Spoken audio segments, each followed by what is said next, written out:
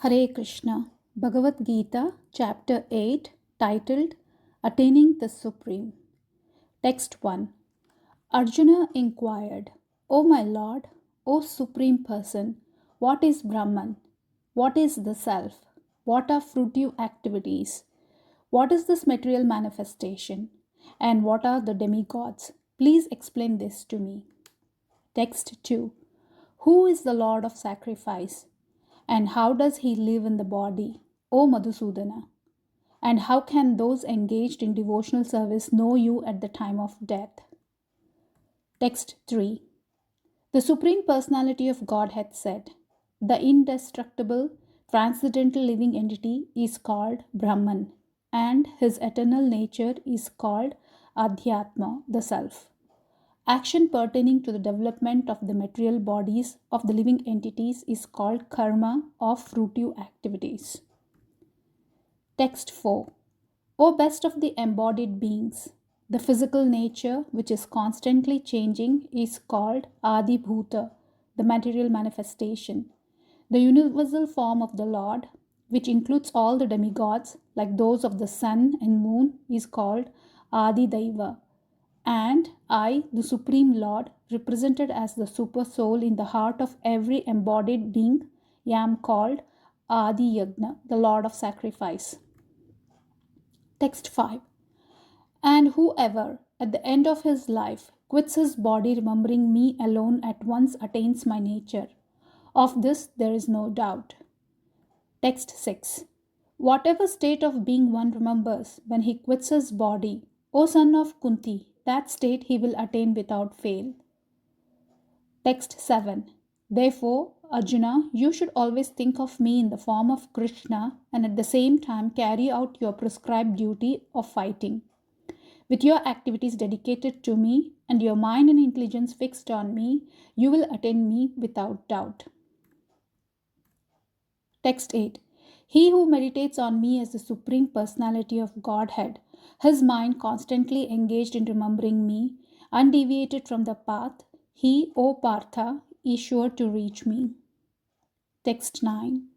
One should meditate upon the Supreme Person as the one who knows everything, as he who is the oldest, who is the controller, who is smaller than the smallest, who is the maintainer of everything, who is beyond all material conception, who is inconceivable, and who is always a person. He is luminous like the sun, and he is transcendental beyond this material nature. Text 10.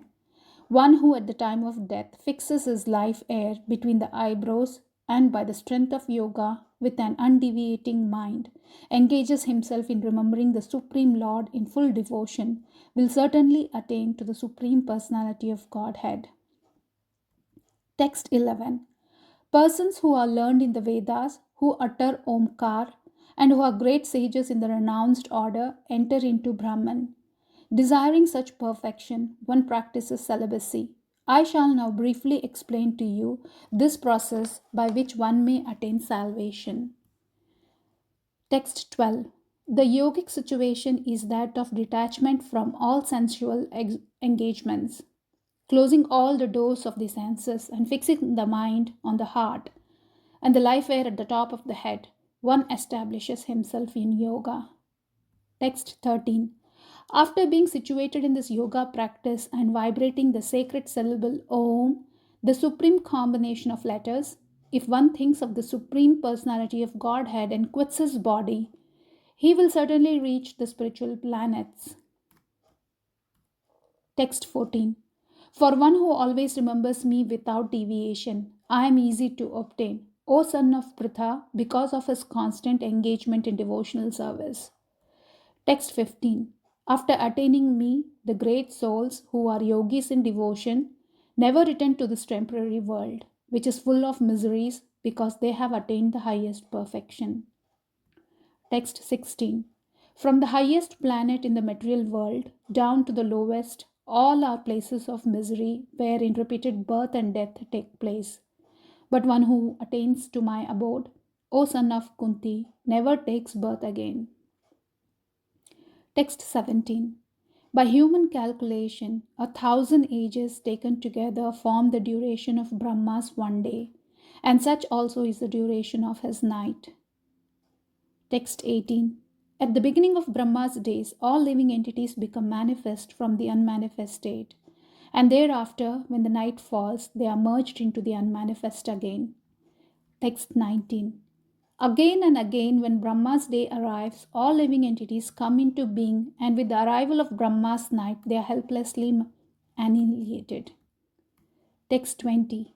Yet there is another unmanifest nature, which is eternal and is transcendental to this manifested and unmanifested matter. It is supreme and is never annihilated. When all in this world is annihilated, the part remains as it is. Text 21.